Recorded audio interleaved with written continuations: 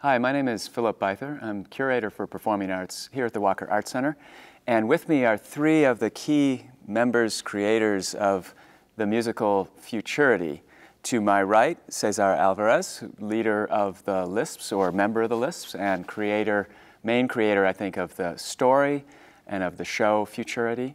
To his right is Emily Orling, who is a visual artist and did the design and scenic creation for this show that you see some of it behind us. And to her right is Eric Farber, percussionist, instrument maker, and essentially the kind of lead creator of the Steam Brain, which is a big part of what is behind us. So I'd like to start with a just general question for you all. You know, you guys are Eric and César, you musicians, have a band. You decided to make a musical. What was the hardest part in this 3 or 4 or 5 year journey of actually making this piece a musical, really, that is now at the stage that we're at, having just opened last night at the Walker? Let me answer that. That's a great question. I think overall the hardest thing is that we had to learn the rules and regulations of an entirely new art form. In order to create the piece that was emerging right out of what we were doing, we ran into an entirely foreign land of art. And all of a sudden we were working with directors and prop masters and lighting designers and stage managers and all these people that are phenomenal artists in their own right working in a completely different language. And so we had to translate everything we have been doing as a band into a new world with the task of still trying to keep what we were doing in that new world. Right.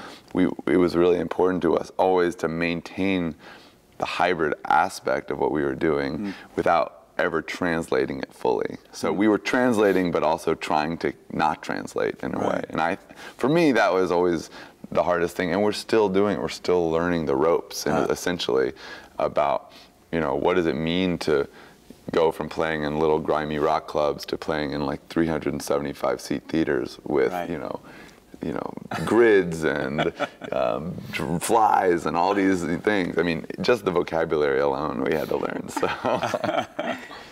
And were there things, César, you've been quoted as saying, you know, you actually have a real respect for the form of the American musical, and you had no interest in making an ironic send-up of it. And how much would you say the work in some ways was an effort to preserve the form, you know, which is a kind of a sort of exercise of tradition in a certain way, and versus wanting to reinvent the form or rejuvenate it by bringing the energy and the perspectives of a visual artist and a rock band into this thing that you have stated you have great respect for?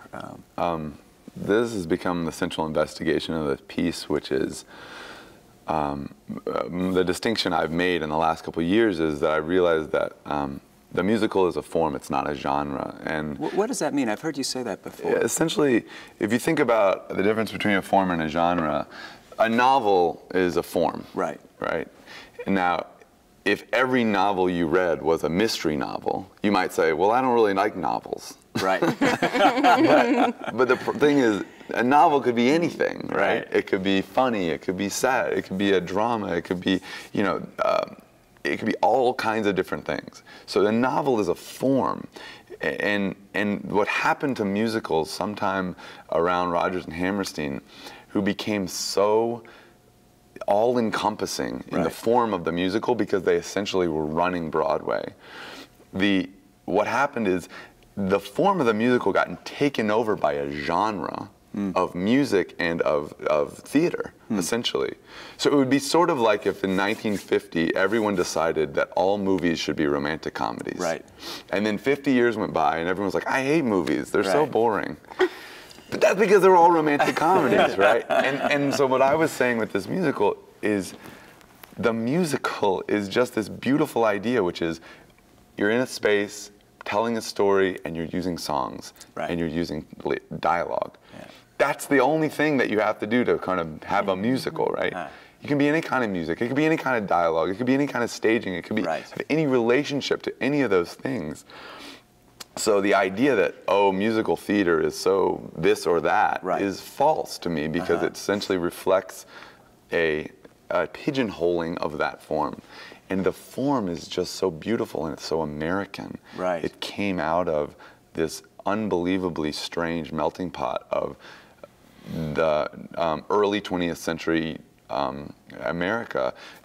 Immigrants, you had African American performers, you had people coming from all parts of the country into this weird conglomeration of artists that made Broadway. Right. And so Yiddish theater. Oh my God! I mean, it's you know, essentially these, you know, Jewish immigrant songwriters writing for these like African American transplant performers to perform for a bunch of like white Upper East Side wealthy people or whatever. It's just this crazy American phenomenon.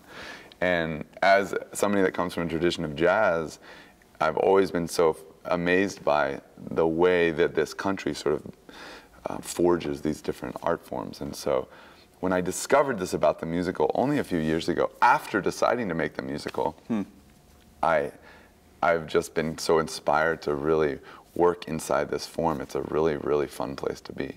If it's not Rodgers and Hammerstein, who are your touch points of inspiration? I mean, you know, I was going to reference maybe Breck Weil, and suddenly they're not American. You know, are there American sort of other? I mean, the creators of other kinds of musicals that you guys look back to, or even in recent times? I know we've talked about there's been a resurgence of popular music artists making music theater works, and were there models? You know, Passing Strange, Spring Awakening. You know, some of the current kind of rock-oriented musicals, or how do you feel about? I mean, I would say one of the musicals that I saw that most influenced this would be the movie Threepenny Opera that I saw while I was researching this.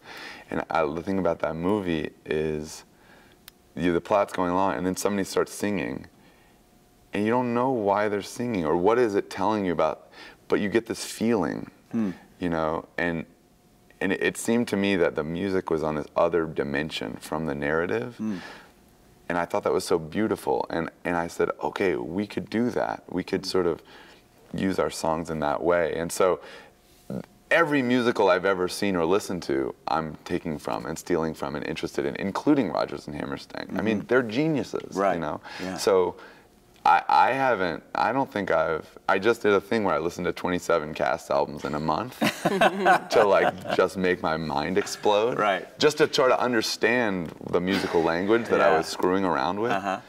And it's all over the map. The things that I thought I was gonna like, I necessarily didn't. The things I didn't, I loved. And so, I mean, I think we're drawing from all kinds of influences. Sondheim, but also, I mean, you know, Eric was just talking about Lee Von Helm and like people who are our inspirations that would never have put on a musical, but that we're constantly thinking about their performative language and how would they tell a story with what they're doing. So yeah, I'm not really influenced by musicals very much. I played drums in Oklahoma in high school, and that's about it. You know, I've never really gone to see musicals, or you know, that wasn't really part of, and that wasn't really part of any of our rituals growing up or anything. Well, Sammy to a certain degree, for sure. Was it funny when César said, let's take this song cycle and let's try to make a bit more a theater thing out of it? Yeah, talk about the day I came in, I was like, I want to write a musical. I think we were all intrigued by the idea. I think that it had a more organic way of unfolding. It wasn't like, you know, this day, oh, I have this great idea. I mean, it sort of was, but it had this like, it was like, oh, I wrote this. It unfolded like any other Lisps music, I think. Yeah. I mean, just because it was like, oh, I wrote this song. Here's Black Lake Creek. Here's, you know, I was driving on the highway and I had this idea about a Civil War soldier who was into science fiction. You know, what if he could build this steam-powered brain that could, you know, help resolve the problems of the war, and it came out more of as an idea, and less as something that I envisioned being like this. Right. Yeah. It was more like these sort of conceptual ideas and these songs, and it didn't fit together like this, and I didn't see it like this at that point. And if you told me it was going to be like this, then I would have thought you were crazy. But it's amazing that it manifested into this, because I think the difference in the way that this unfolded is that we didn't set out by having a bunch of production meetings and with this as a goal. You know, we started picking at this idea and refining it, and Emily and I did a lot of junk shopping and acquired a lot of things and kept tinkering with stuff and refining that, and so I feel like that's the core of the piece that we're always trying to preserve, is that way of that sort of that organic unfolding. Yeah, I feel like when we started it, I mean, César was in his MFA at graduate school at Bard, and it was, you know, he was in the sound program, but he was surrounded by painting, film, sculpture, poetry, photography. Was it a consciously interdisciplinary program? Yeah, it's only 80 students, and when you're being critiqued by all these different disciplines. This is very much a fine art vocabulary where it was born out of. And I'm a fine artist, and I was there, and I was like, were you part of the program as well? I wasn't part of the program, but I was sort of spent the summer there doing my own projects, and I was kind of like, how are we going to keep this piece inside this vocabulary? Because the first, I guess, critiquing that it experienced was from people of that mindset, and so it was sort of the musical mindset or the interdisciplinary art mindset. Fine art, mindset. Yeah. So contemporary art, conceptual art. Conceptual people like art. us here at the Walk. Exactly. People like Paul Chan was at our very first thing. Yeah, people talking about big abstract paintings and then talking about Socrates by César, you know? I mean, it was very interesting to see it begin in that context, and then know that it was slowly going to be brought into this much more theater context, and I was always kind of like, César, don't forget, like, we have to remember, we have to bring this back. We have to make sure we hold on to that kernel of what it is, and always sort of protect it, because it's so important to preserving the integrity of the piece. I mean, I think it's that thread and the band thread that had to always, we were like we were like the watchdogs for making sure it stayed. Well, you are the watchdogs for truly interdisciplinary work, which is really difficult. It's not, you know, people say, oh, collaboration is so hard. But when you're working with artists that have worked in an artistic language for decades, and then you're saying, no, the way you're doing it is fine, but we're not interested in that. It's very difficult. And not only that, but like we're talking about in venues and producers and technical directors, technical people, and it's so essentially she's been in a battle for 4 years. You know, it's like, we'll just build you more prop crates, and I'm like, I don't want prop crates. I want antique crates that I found at a junk store that are like just because they were from an old supermarket, and that's how they're filthy, and we need to wash them. You know, and so I've had to fight like every little thing. Yeah, and I completely understand that, because it's, you know, there's models and systems that have developed over decades around efficiency and cost containment and things like that around producing sets for the theater. But they often look like fake. You know, I mean, we were fighting about that. In tell me a little bit about, you know, you sort of alluded to it, but Emily, or both of you, you know, the conception that you brought to the visual look of the show. You come as a visual artist. How did you want this to feel visually for an audience? Well, I think I wanted it to feel exactly the way it needed to feel to tell the story. And for me, it was a process of discovering what that language was going to be. I was very careful about not asserting my own aesthetic and vocabulary of my own art making onto the piece, which would have been like my first impulse, but I knew I couldn't just do that. It had to live in its own particular world that was going to tell the story. And I felt like I guess what was so central to the piece was the idea of imagination, and so that became this kind of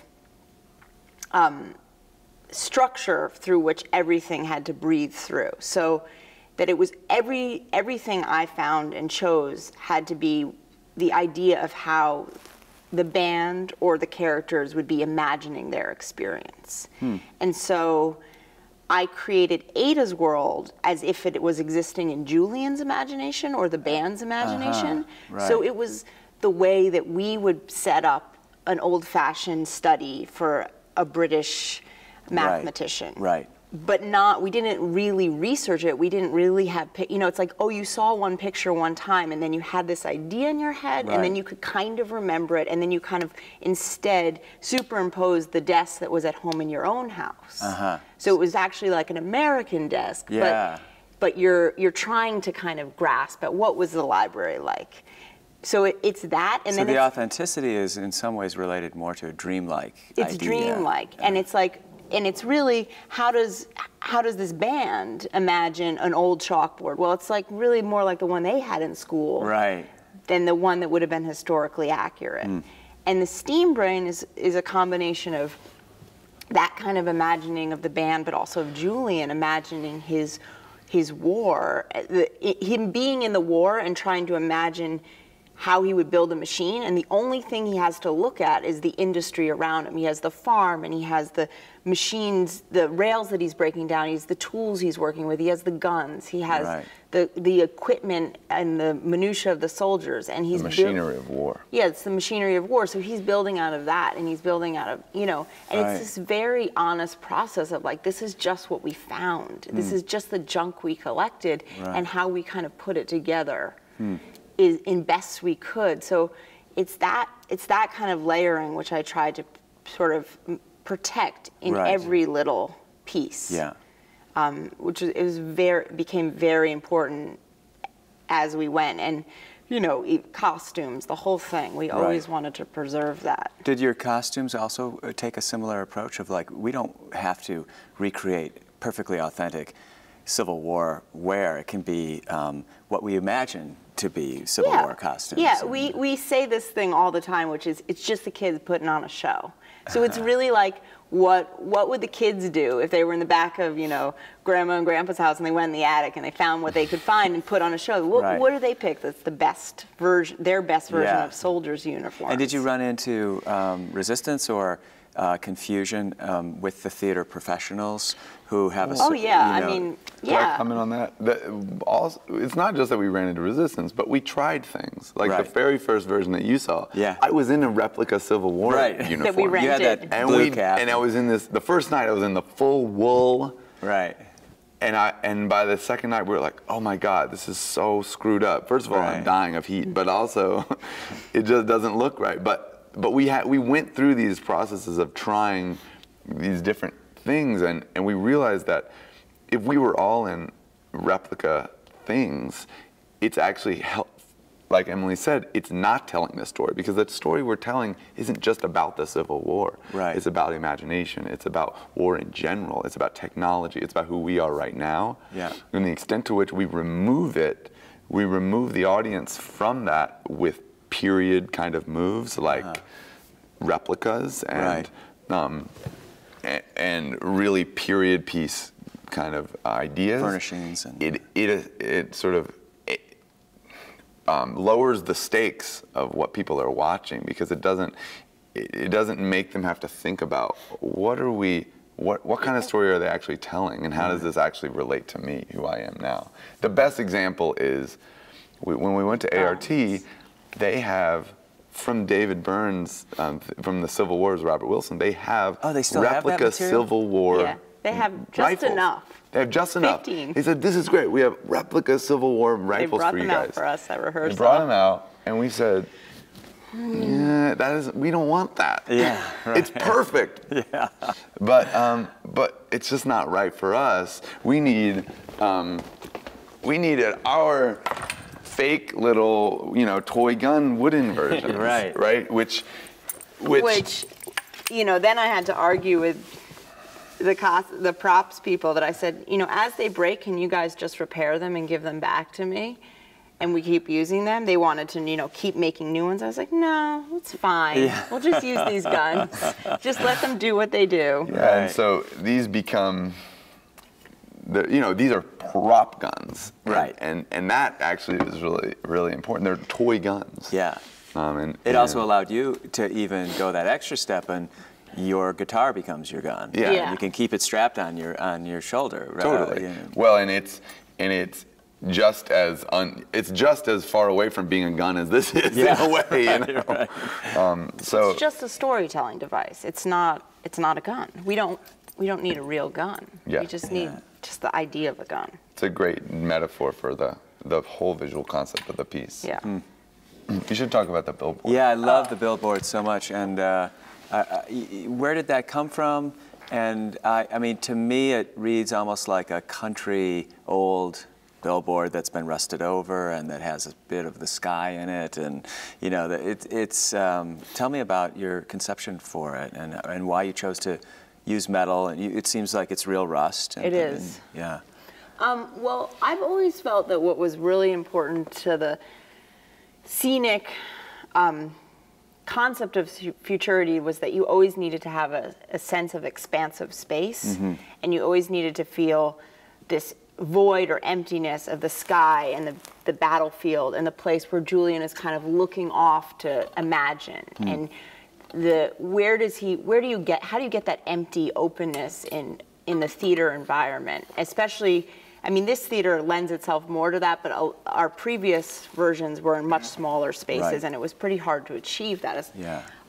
So we were looking for a way to just like open it up and give you this breath. Right. But I also wanted to be very abstracted, and I didn't want to have any kind of real landscape painting or little cows in the background. I didn't want any projection. I mean, that was really important to me.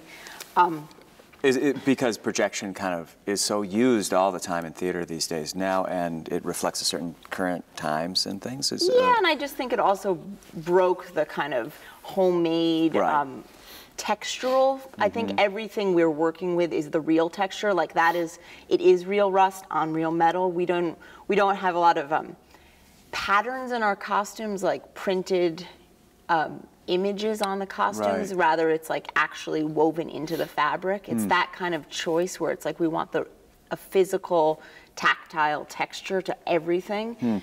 So projection doesn't really lend itself to that. I mean, projection's amazing. It just didn't feel right for this piece. Right. So I think the billboard is just this perfect. It's this perfect metaphor of like American industry, you know.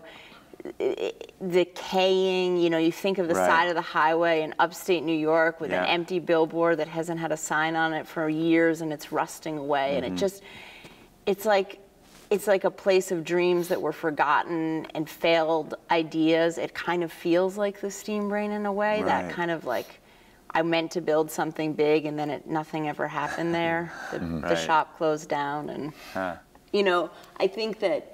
And it's so deeply American. It's so American. Yeah. And it's like, this is the billboard. It's like the side of the highway, but the side of the highway is like the sky and the trees. But you look at the billboard. I mean, you know, it just filled that space so beautifully. You know, it's one of those little poetic moments that I think. How do you explain that kind of choice? Well, it works so nice. And then you chose to puncture it and use it for a star scene as well. I mean, at some one moment. Yeah, we wanted to do that. We wanted to just give a little, you know, I think that's something really wonderful about Futurity is that we like to play with this like hyper stylized, playful kind of, you know, over the top. Camp. We throw in the camp.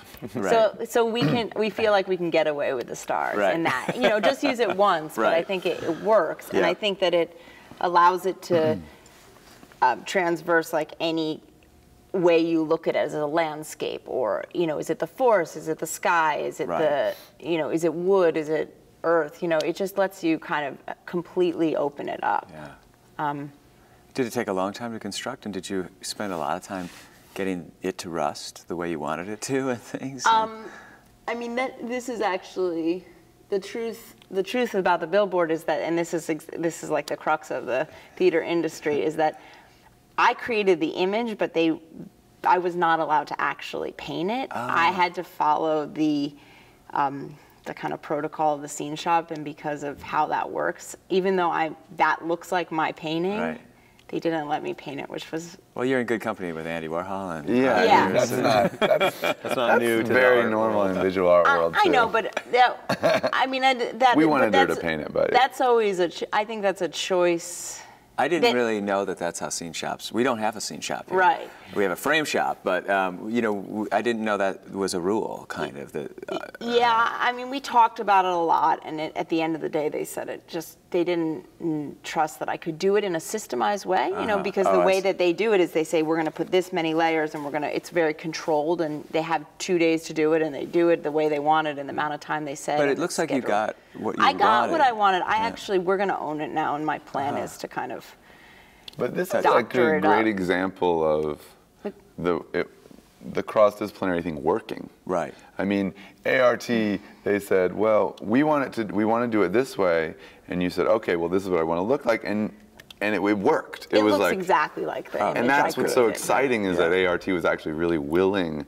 Right. They brought us there because they wanted to be challenged by our aesthetic and by our ideas and by the hybrid nature of our piece, and they did it, and they bought it, and they went for it, and it was cool because we were both challenged on both sides of us, but And it they was said, successful. we want to put it on plastic, and I said, no, it has to be metal. It just absolutely has to be metal. Right. And And it they has said, to be real okay. rust. Yeah. And they said, okay. Yeah. So I think, it worked out. Yeah. Well, they let me, they gave me free reign of I went up there last summer with all of this stuff.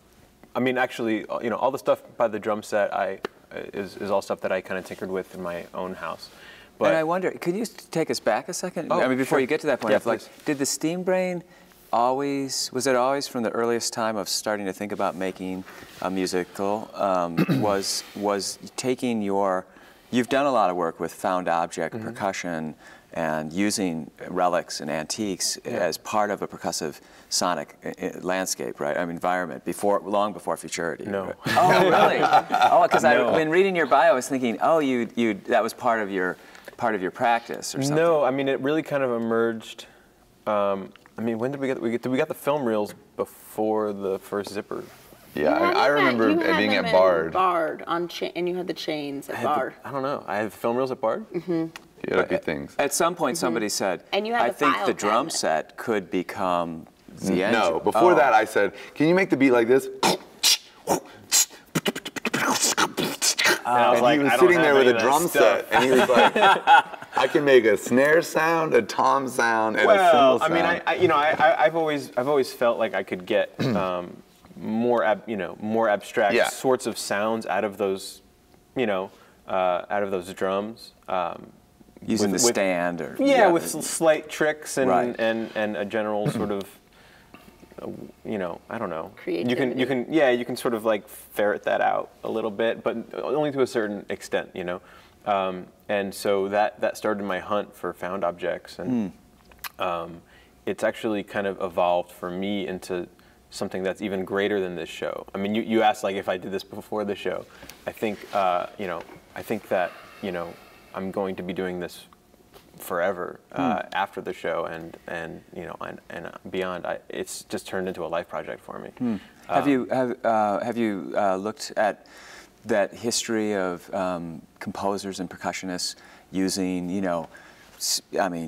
new music people using wheel hubs as percussion, all the use of the kind of metallic found materials. Even the gamelan in some ways came out of old military materials that people turned into instruments. The drum set itself is like a weird steam brain thing that got created in the early part of the 20th century in America, where people were like cobbling together weird. The hi-hat stand and the kick pedal and really? turning the bass drum. Yeah, it was a complete jerry-rig idea. I didn't really realize that because some of the mechanisms that you use look like weird versions of hi-hats, like that there's things that actually function to make sound that are mechanical, but in an antique way. And yeah, well, I mean, when I'm cruising around for junk, I'm looking for sort of the remaining functionality that's sort of left in that piece that it used to operate. It used to do some sort of work.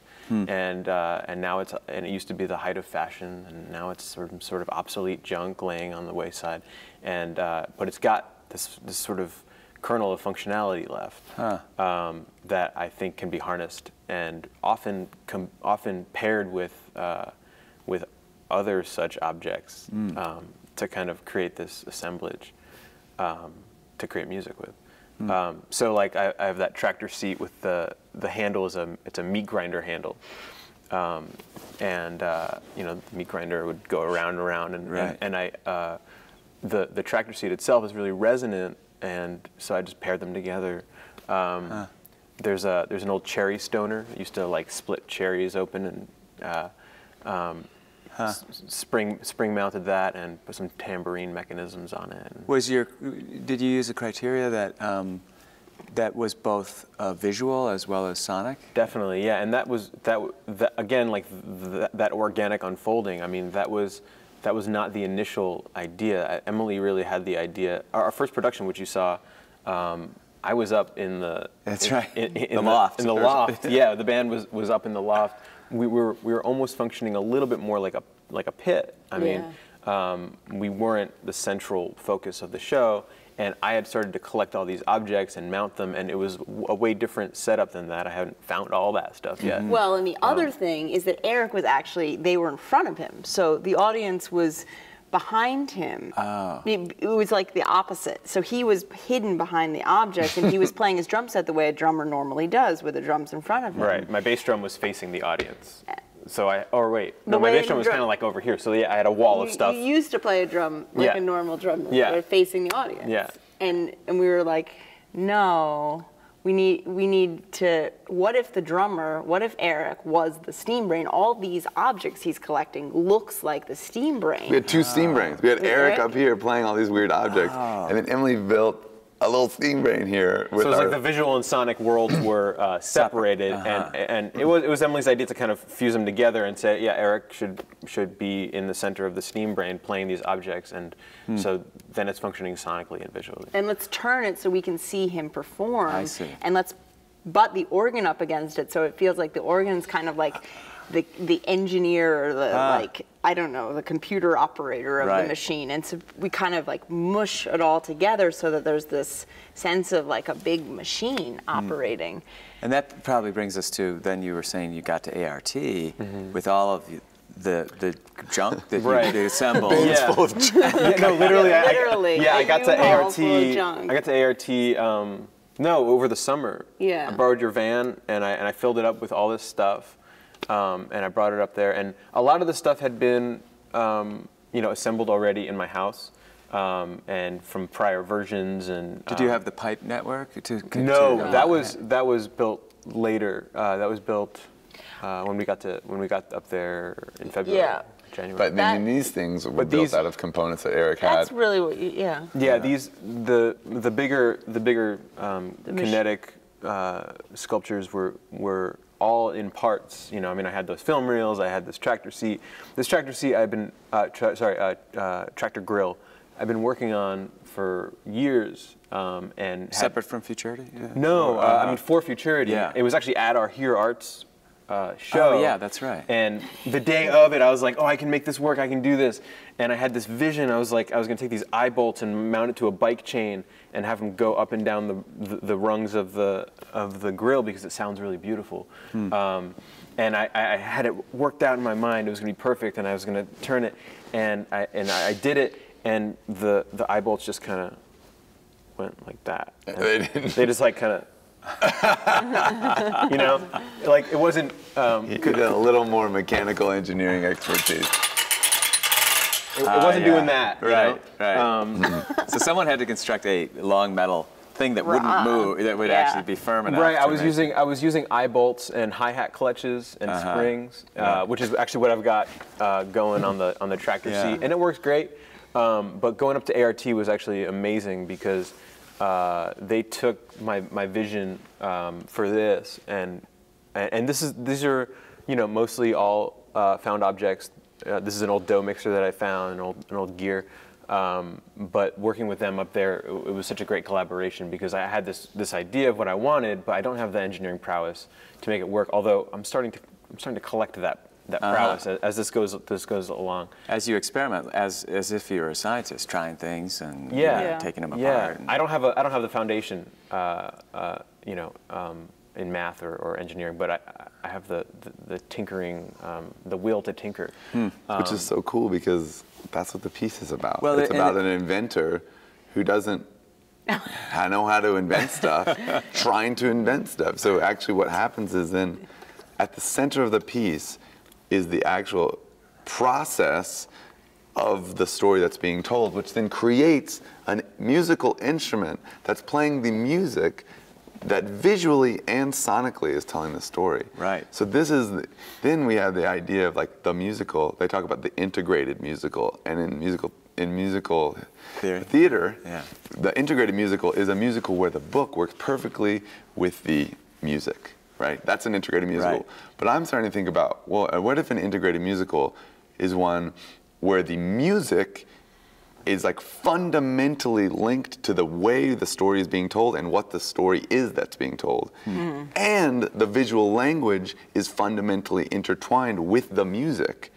So that is an integrated musical, I think, and way also, beyond what you would think in a normal musical would be integrated. Right. Yeah. And also just the idea that the whole process of all of that stuff coming together is actually bolstering the narrative. Right. Right. That's supreme, I think.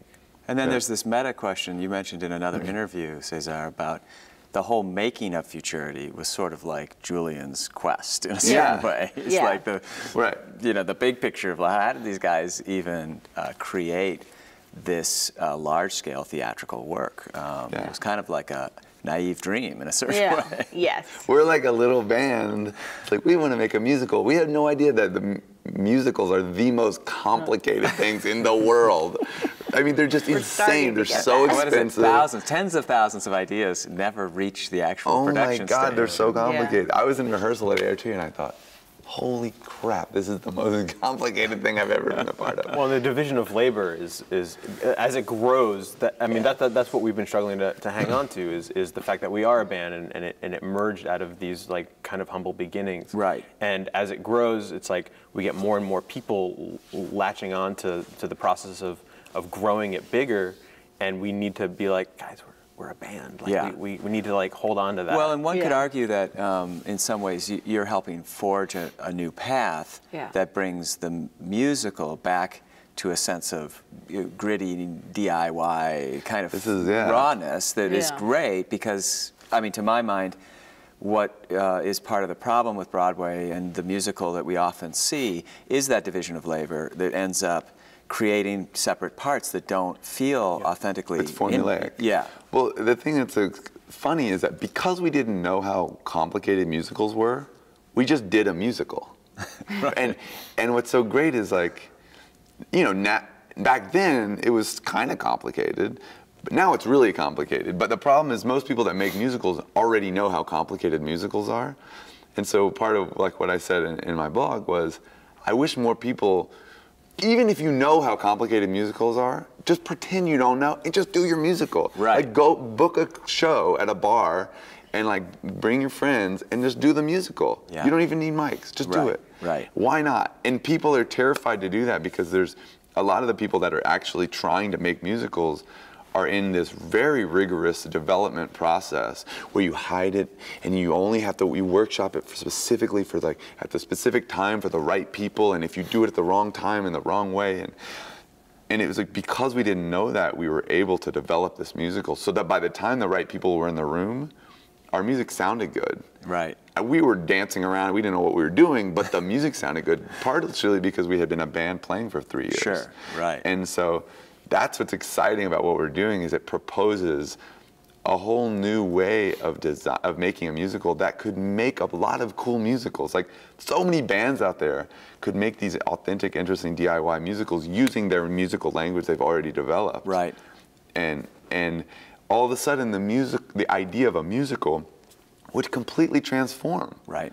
Right. And that's in part, you know, the Walker's interest in this work was we've been really supportive of like vanguard rock and experimental music artists, but often think, why don't more cool bands actually try their hand at a theatrical work? And you know, there's other pressures, I think, that keep them. Agents and booking agents don't really want them to get off the road, or you know, to do something less lucrative and things. But I think one of the things that's on an industry level that's kind of unique about this work, as well as, is that ART, which lives in the repertory LORT American regional theater system, and the Walker, which really lives in a contemporary art center kind of place, teamed up together, because that doesn't happen very often. Yeah. And I didn't realize how much that didn't happen until it had already happened. And then I started thinking, oh wait, this is crazy. And it's so cool that we just back to back, within 2 weeks,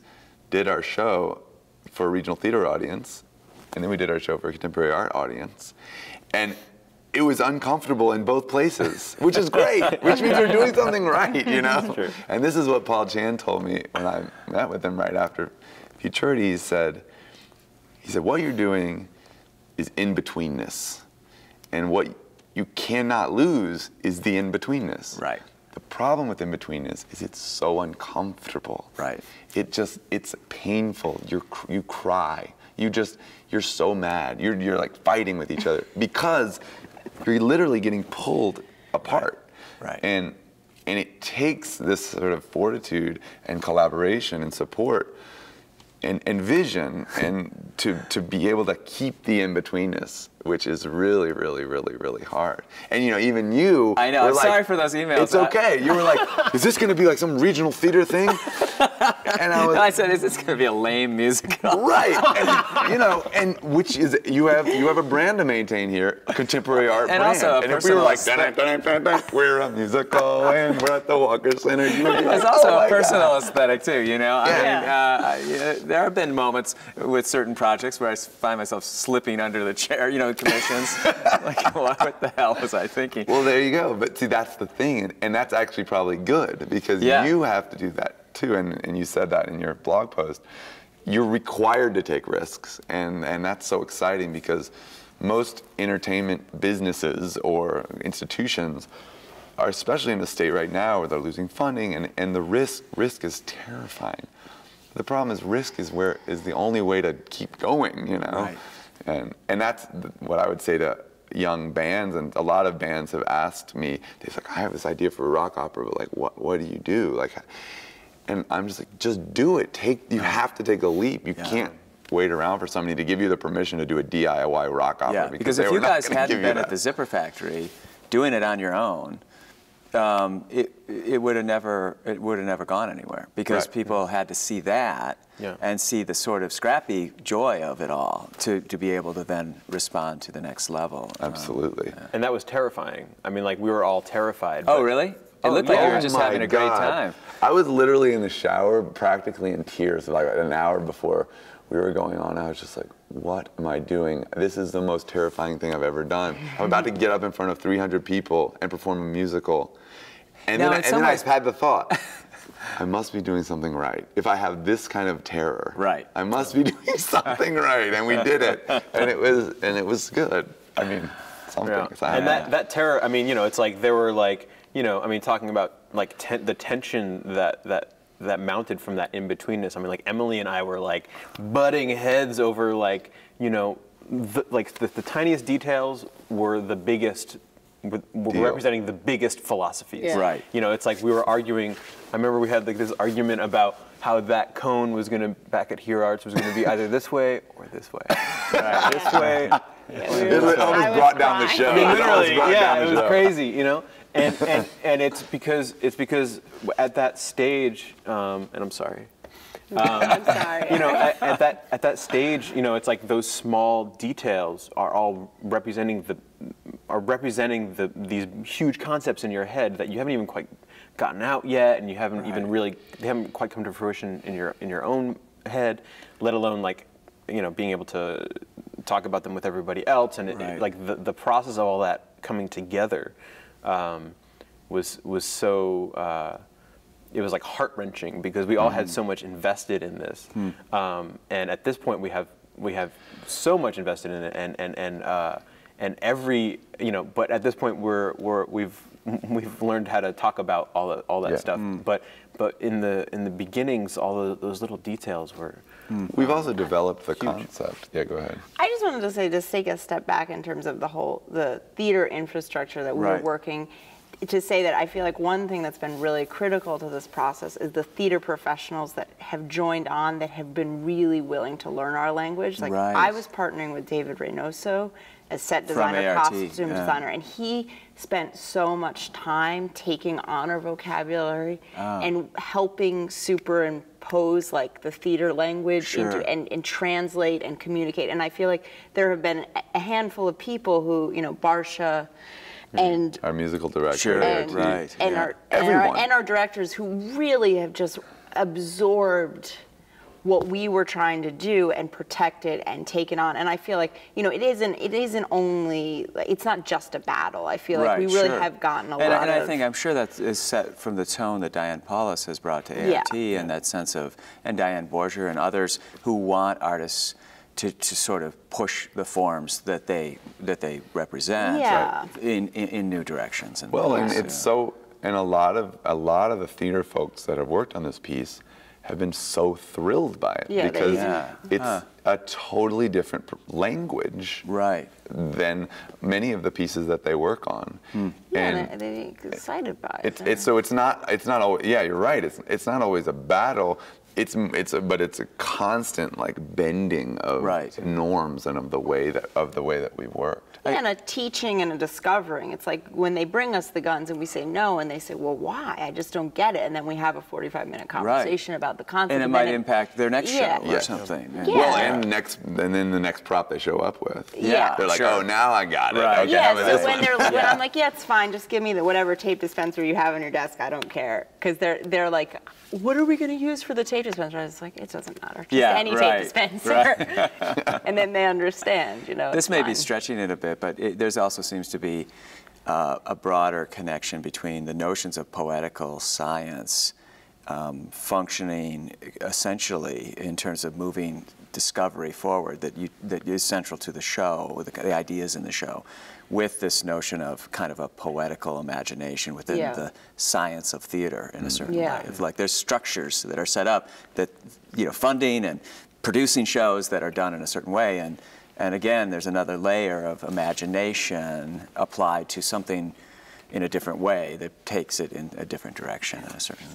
Society of Scientists. I mean, the Society of Scientists scene where we're trying to explain to this group of like terrified, you know, holders of the wealth. Did you see was that the producers and the? I mean, in a way, we're like, no, but it's a musical, but not really. They're like, are people going to come? Well, maybe, but oh no, you know. So we feel like, you know, we're constantly trying to sell this piece, but you can't sell it as something that it's not. And what it is some weird thing that is in between all these other things. But, you know, luckily there are people out there that are really willing to take these risks. And what's been really exciting is then you see the audiences, and, you know, the biggest comment that you get is, I don't like musicals, but I really liked this.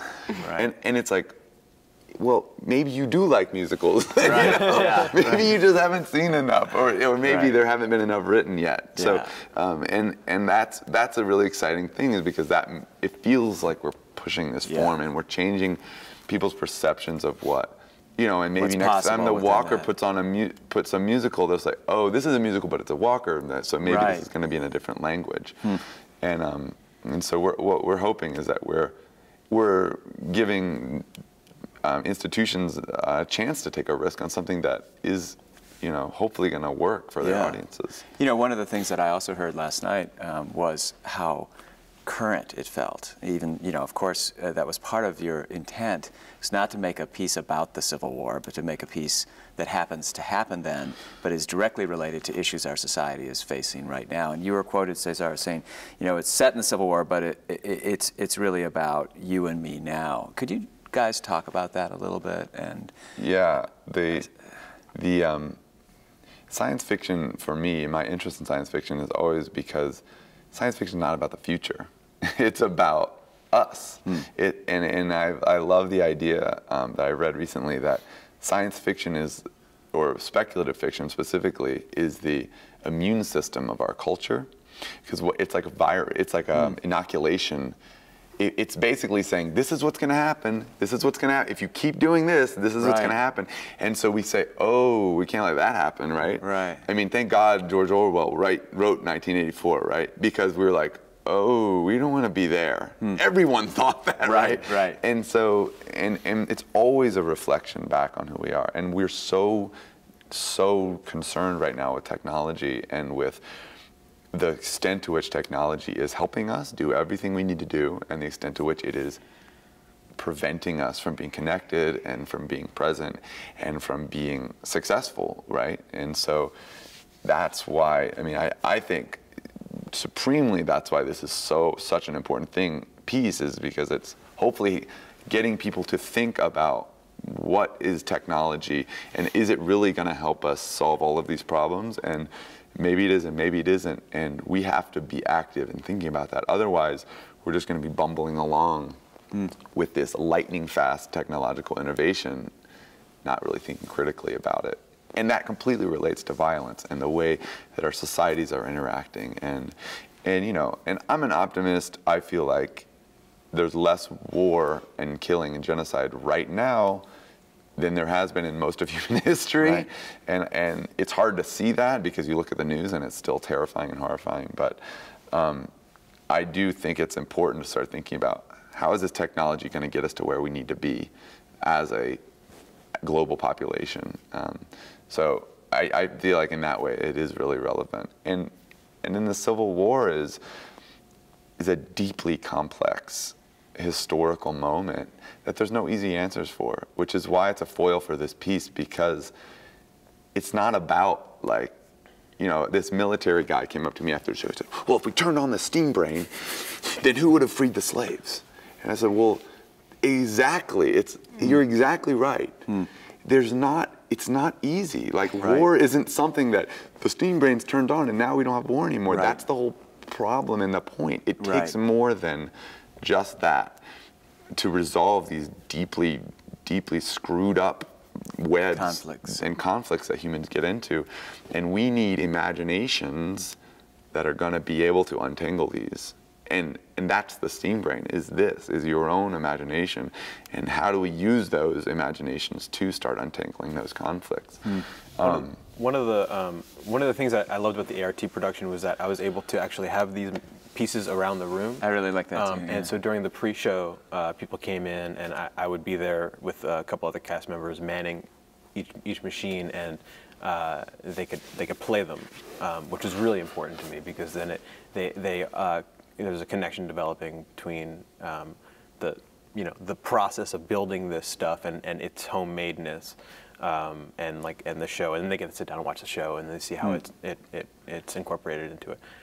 You feel like that visceral, hands-on, touch, absolutely, activate is important. Well, I mean, first of all, I love when the viewer of a piece of art can really become more of a spectator, or less of a spectator and more of an agent, and actually creating the sound and seeing how the sort of sonic and visual elements are colliding in actually cranking it. But also I had a lot of people who would crank it and kind of look at me puzzled, like, well, what does it do?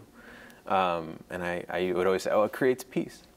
And they'd be like, creates peace? And I'd be like, yeah, here, try it out, and they'd turn it, and they'd turn it once and kind of have a puzzled look on their face, and then they'd start looking at how oh, I turn this and this wheel moves and that moves this thing, and then they're like, oh, and then they start smiling and they're like, ah. And I say, see, it creates peace. And I think that I actually really, that's something I actually really believe in. I think that when you can create the object of your imagination, and offer that up to somebody to actually put into their hands, and crank, and be the agent of, and share it with them on that level. They can then, it makes their own imagination juices start to flow, and people can start to think about how they can approach objects of technology in a different way. Because these are all like that's an old Singer sewing machine. When that came out, that was a big deal. People could sew with just their foot. Right. Like what? Wow, great. Now we don't use those for that, right? Because you could plug it in. There's a whole world that's developed well beyond that. So that's this. And you're saying in part, I would guess that people feel so removed now. You open the hood of a car and even if you used to know how to make exactly, there used to be this transparency about technology, and a beauty. I mean, just there was so much care taken to making a visually aesthetic. Piece for practical uses. Right. And that's still the case. I mean, design is still paramount in a lot of objects of technology. I think Apple has obviously comes to mind. But the transparency aspect of mechanical technology, I think, is there's something visceral, and there's something that gets at there's something primal about it that I think is actually kind of the reason I love it, and I like pairing it with the drums, is because I think they're both equally primal. I think that there's something about being able to watch a series of gears do a task, and being able to sort of understand how that all works without it being so sublime and so beyond our capacity to understand immediately in its transparency, that it's it's on the level of the the computer chip and stuff that we can't really quite engage with. Well, that's the fundamental leap that Ada Lovelace made, was the idea that we can make a machine that will do physical labor, the labor of sewing. But she said, and Charles Babbage said, well, we can make a machine that can do the labor of the mind, which is computation. Math, computation. Now that leap, which at the time, Charles Babbage brought the analytical engine to the Royal Society, and they were like, that is ridiculous. Maybe you could make that machine, but it would be the size of this theater, and what the hell good is it for? Because we could just do the math quicker like this, right? They didn't understand what the point was. But that's the fundamental leap that put us into the information age. Right. Which is that it's not, mechanics go beyond the physical labor. What's so fun about this piece is it's all about the mechanics of intellectual labor, but it's being represented and told by like taking apart all of this mechanical, physical technology and illustrating that through it. So when you watch the piece, you see all these fun, interesting mechanical things to help you get into the conversation about, oh, what is mechanized intelligence? And then you have your phone in your pocket and you're thinking, oh, this is mechanized intelligence. So I really like what he says, which is that when we're in contact with this stuff, it does what all artists want to do, which is enliven the imagination. And if you can enliven enough imaginations in this world, our world is going to be such a better place, which is, I think what all of our goals are as an artist, as artists. And in some ways, that notion, I mean, we spend on the administrative side of the arts so much time trying to justify the reason for the arts in society, and getting funding and using metrics and economic impact statements and things. And this is another layer in the show. In some ways, it's a kind of makes a statement around the practical importance of the imagination within things that economists and others value, meaning innovation in science and things. If war is a failure of the imagination, the arts probably the best thing to fund, right? Well, yeah, and art teaches us so much about how to communicate. And if you're spending all this time making art, thinking so deeply about, you know, your own process of the making and how is that going to communicate in all these layers, and then, you know, your attention is not on the war. You're not in the war. You're always solving the war, because every time you make a path, you know, whether it's Eric working to build these machines, he's working with another human being and he's building a relationship. And it's always joining, you know? Right. And it's a relationship related to something positive. Something yeah. That, yeah, and it puts our attention on that. And it's like every young person who sees a piece of art and sees the possibility of that, it's so powerful, I feel like.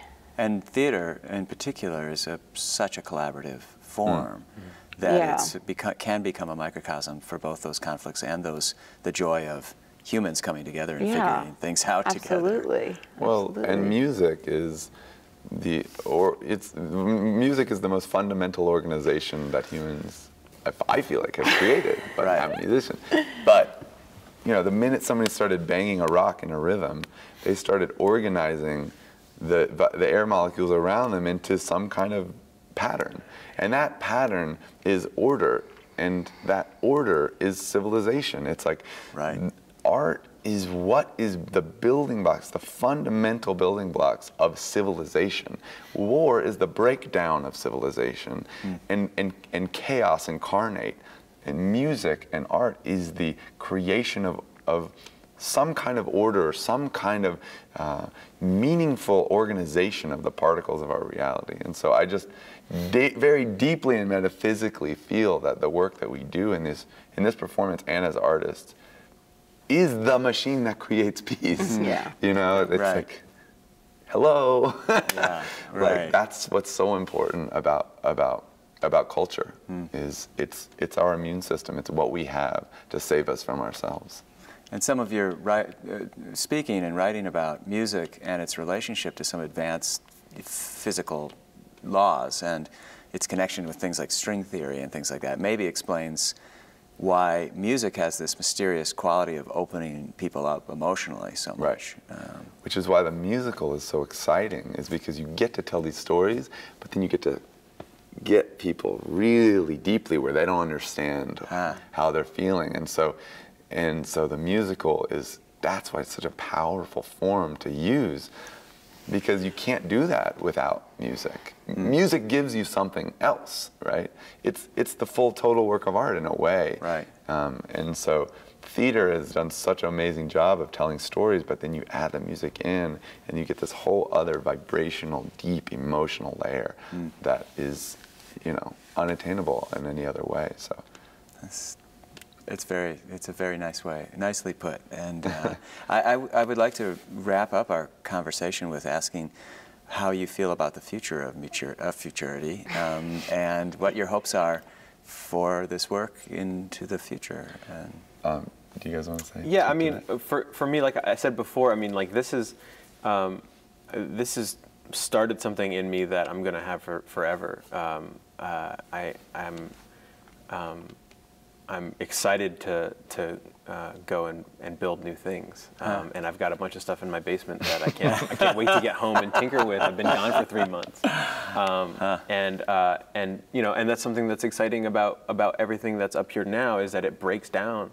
And so, I mean, last night before the show, I was, it's literally 10 minutes before the house opened, I was taking apart the music box because it got messed up, and you know, I was hammering it, and I went into the dressing room and I was like, God, and I saw César, I was like, I did love that moment. That was so great. Like it was the perfect way to like. You should have opened the house 10 minutes early. Probably, yeah. You do that. Yeah, because it really.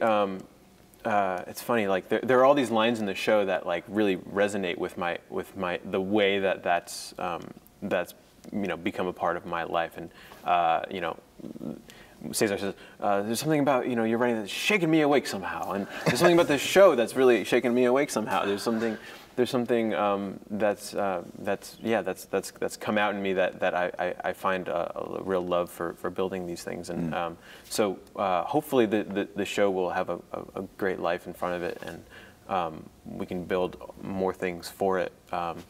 Either way, I think I'm addicted to building these things, and so hopefully there's a future in that as well. Great. Emily, do you want? Yeah, I think for me as a painter, sculptor, I feel like this has really opened up a whole new world. I think that I've always envied performance art and the stage and wanted to find a way to be a part of it, and I think that this is really... Envied it because of its collaborative nature, because of the fixed focus that audiences bring to it? Both. I think that I've always felt very disappointed by the gallery, where a person is sort of drink in hand, glancing at your painting and then chatting about their day and da-da-da, and then they go out to dinner, and it drives me nuts. I always wonder about that when I'm in galleries or at an opening, and I just think, you know, I'm sure the artist is sitting there thinking, can't you just sit down and spend 5 minutes looking at my piece? Yeah, it's really hard, and it's also, it's hard that you're, you know, what you're asking of your audience to listen to your piece in this sort of, you're not there speaking for it. I mean, I think that this just sort of environment of the theater asks people sit down for an hour and be with this and watch how its journey and give it the time to see where it goes and how it opens up, and people sit there with that billboard or the steam brain and see how it unfolds as a sculpture or a painting and how it tells a story and how it lives and breathes. It's so exciting to make something like that and inspiring, and it's also so inspiring to collaborate with other people and, you know, talk through ideas, and the whole process of making is very extroverted and outward, and I really enjoy that. I really think that it suits me more than being alone in my studio making a painting, and I think making a painting for a show is way more appealing to me. So I really see this as... Despite the compromises you sometimes have to make. I think the compromises are interesting, and they push you, and sometimes they're painful, but you know, you make compromises in your own when you're painting. So it's, you know, it's one or the other. And there's always somebody criticizing or questioning what you're doing, whether it's your gallerist or dealer or curators. So, you know, it's kind of more wonderful to all be in the room together, and you're all, you know, you're working with the musicians and the directors and the actors, and everybody says, well, I want it this way and I think that, and everyone's in it together, because at the end of the day it's all of our show, and we all want so badly to just make something that means something to people and that's beautiful. And so when we're in this together, that feels really good, as opposed to the sort of like polarization that I feel like I've experienced in the past. So I think it's a really wonderful format for me as a creative person, and I really love working with both Eric and César, the Lisps. I mean, I feel like, I hope that they want me to make musicals with them in the future. I think we're a good match, and I think... Well, certainly it worked out beautifully on this one. And César, do you want to? Yeah, just I mean, obviously I'm working on other musicals too, because I'm addicted. But hopefully I don't become too much of a musical theater insider or something. But for the future of Futurity, I mean, I think we're trying to figure out a future for it that's as unique as its past, and it's not any easier than it's been. So I don't think, you know, I think we're gonna break the mold moving forward, and we're gonna probably try to find some really interesting and strange and multidisciplinary way to keep this piece going and to give it a life, both in New York and also around the country and maybe internationally. We don't know yet, but there's a lot of us really working hard to figure out what makes the most sense. And probably what's gonna happen is we're going to come up with a model that's as bizarre and strange as the model that allowed us to get to where we are. Because what we realize is that if we go from where we went and we try to stick ourselves into a framework of sort of an established kind of theater box, we're gonna just be fighting this battle. And the idea is to really create our own world somehow. So it's really an exciting prospect. And what I hope is that everyone that's involved starts getting really inspired about working really creatively, both in terms of producing, but also in terms of creating work, working interdisciplinary. And I really hope that it inspires other people to start working like this, because the more people that do it, the more people that are forcing or getting ART and Walker Center and people like that to work together. God, that's so exciting. Like, I would love to see more of that. Right. I would love to see more theater works that are going to be in all of these different worlds. It would be so fun. So we're just going to keep plugging on and keep putting it up, because that's something we're hearing at every show is, where is this going to be next? Right. And I got to tell so-and-so, and you've got to do this in Silicon Valley, and you've got to do this, MIT. So, And so there's a lot of interest and a lot of exciting things bubbling, so we'll see. Well, I'm convinced that with the sort of positive spirit and commitment to the imagination, not just in the great success of the work, but in how you take it forward, that you'll succeed in those efforts. And I'm happy to help in any way. Thank you guys very much. Thank you.